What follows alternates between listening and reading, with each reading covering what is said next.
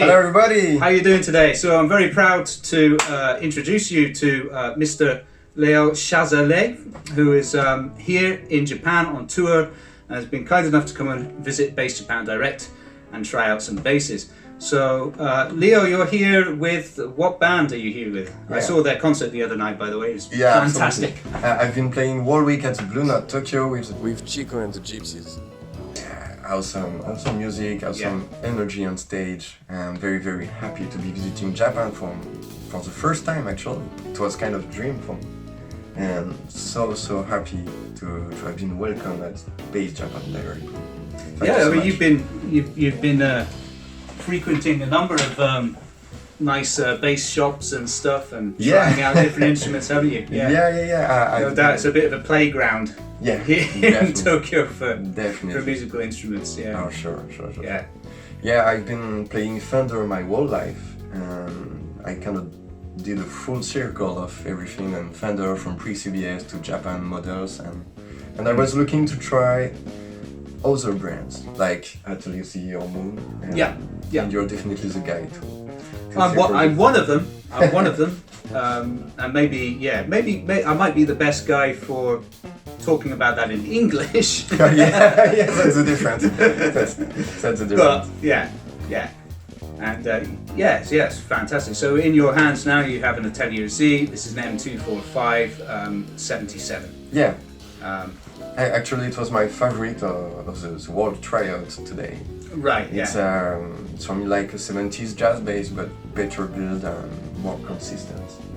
And perfect fret job and perfect neck, and everything is absolutely perfect on this bass. It's a good word for it. The consistency is. There is no dead spot on the neck. Every string is very even and very well balanced, and all the tonal possibilities are absolutely perfect on this bass. That's great. I'm very impressed, and what I felt before even touching it. I'm really pleased to hear that. I shall pass my compliments on to the chef, so to speak. Sure, you can. And so Leo has his own YouTube channel, which I've linked below in the description. I thoroughly recommend it. He's an absolute beast of a bass player. He's very, very. He's obviously studied his stuff thoroughly. He's definitely much more. How would you say? What's the word I'm looking for? Well, he's practiced things thoroughly and very hard, obviously, which I'm a bit of a lazy bastard. A good one. Yeah. So I thoroughly recommend you check out his channel and his playing. It's some great content there. Thank you very much. So that's linked below, and so tell us a little bit about your bass journey. Yeah, my bass journey. How did that happen? Because you went from what? You went from playing golf to playing exactly. In fact, I started at age of 3 with piano. So I studied classical piano until 18, and at the age of 13, I was looking to play something more hip, So it was between electric guitar or bass. And my father and godfather, which is bassist, my father is saxophonist, told me, listen, you already know how to read music. If you start to learn bass, it will be easier for you to find gigs and jobs, and there are already too many guitarists. Just hit a tree and 20 of them are following them. Yes. So I went with the bass, without exactly knowing what it was at first, and I was totally hooked up. So I started with rock and roll, like Deep Purple. I was a big fan of Deep Purple. Oh, fantastic. And then slowly moved to jazz or funk, listening to Jaco. My first real love was Marcus Miller. Yes. Definitely. Right. So at the age of 13, 14, I was slapping all my way and transcribing Silver Rain or good lord. Or Miles At Davis the age tune. of 13? Yeah. I was already into Marcus Miller. Yeah. And then I discovered there is other things than slap, and moreover in the jazz context. There are other things than slap. Yes, other things. Yes. And so for me, the real thing about bass was about fingerstyle and Jaco. And when I get more seriously into jazz, at the age of 18, I dropped to medicine studies to do full-time music. I went into jazz conservatory and discovered all the great jazz saxophonists such as John Coltrane, which is still my main inspiration. But really? Jaco above everything, it's John Coltrane. Right. And Sonny Stitt and Dexter Gordon and Michael Brecker. And then I decided to work a lot on improvisation on bass. My goal was to play like a saxophonist when you improvise in a song. I don't try to do a bass solo where the drummer does and the pianist goes plinka plinka plinka. You know? But that sucks too much, and I decided to work a lot on harmony and jazz improvisation. Yeah. So from then I've been transcribing a lot of solo, which you can find on my channel on YouTube.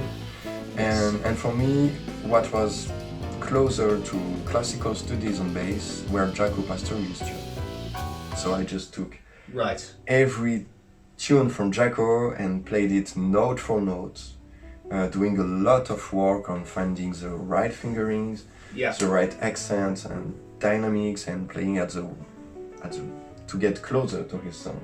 Not to copy him, but as a classical study for the instrument. Because if you take the first album of Jaco, each song is a different study for the instrument, technical study. So that's basically my wall-based journey. And of course you have to live with playing music. So I did so many backing artists doing the real job of bass, because soloing is very fun and very good and very useful on bass, but the main job is to back other musicians or singers. So it's been maybe 7 years. I've been backing more than 100 artists in Europe, touring on festivals, TV shows, or recordings. So I've been able to play music from the 60s with the original singers to today's music. So it's a wide range of different styles of music. I got you. Current music, to current music, sorry. And it's been, I've been able to transcribe thousands of different styles of music and different era, different sounds on bass. So I need to have a very precise arsenal of bass. That's it. That's the word I was looking for earlier. It's discipline. Discipline, absolutely. Yeah, what I've noticed is if you look at his channel, he's very disciplined in transcribing stuff and getting the fingering and the technique and everything. Yeah, and the perfect tone for every style of music. This is just for pop artists or top 40 artists, but I did the work in every detail about note length, accent, placement, fingerings, tone, the weight of every note for every style of music, for every tune. It's very important to catch the essence of every style of music. And on the other way, while I was doing all of this, I was practicing jazz every day. I was opening myself to every culture and every style of music I encountered. We are very lucky in France to have multicultural inspiration. So I've been able to play Cuban music with real Cubans, Brazilian music with Brazilians, African music with Africans. And then I did the same work. So I listened to the original music, the essence of every country, every style of music, and try to learn it in this way. So now I'm able to play with Brazilians like if I was Brazilian and so on. That's absolutely brilliant. I have this complete thing of bass. I can play anything. There you go, and that is why you're on tour and in demand. I suppose, you know. Yeah, totally. Put the hard work in. Yeah. Really put the hard work in. And now my thing is to play like the real member of indie bands. Yeah. And adding my personal touch. Right. So the guys are thinking, oh, he's playing perfectly for the job, and oh, he's Leo Chazallet, of course. Yeah. You know? Yes. That's very important thing. I don't seek to be the next Jacob Astorius or Marcus Miller. Just the first Leo Chazallet. Yeah. It's more important. And it's a good way to think too. Yeah, definitely. Yeah.